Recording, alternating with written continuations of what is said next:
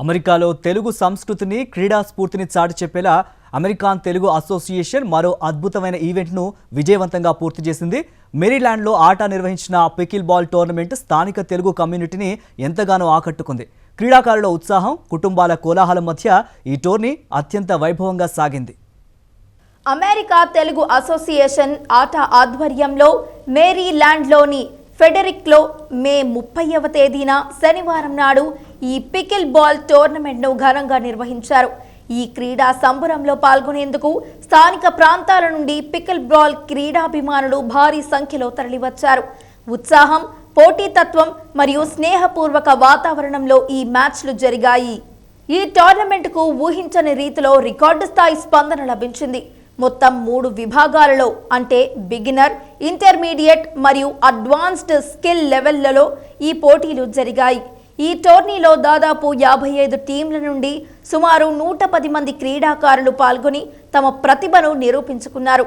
ప్రతి మ్యాచ్ ఎంతో ఉత్కంఠభరితంగా సాగింది.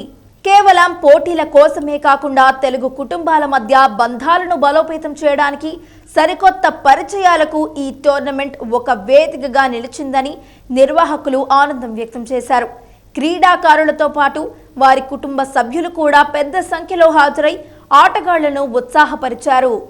ఈ పోటీలలో అద్భుతమైన ప్రదర్శన కనబరిచి వివిధ కేటగిరీలో విజేతలుగా నిలిచిన వారికి నిర్వాహకులు సదరు బహుమతులను మరియు మెమరబుల్ ట్రోఫీలను అందజేశారు.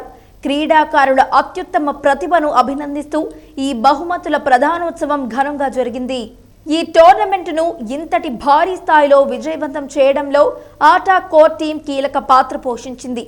ఆటా 19వ conference and youth convention convener Sridhar బనాలతో పాటు సుధీర్ దామిడి, వెంకట ఎర్రం, వాసుదేవ తల్లా మరియు కోట్ల తిప్పారెడ్డి వంటి ముఖ్య నేతలు ముందుండి ఈ కార్యక్రమాన్ని నడిపించారు.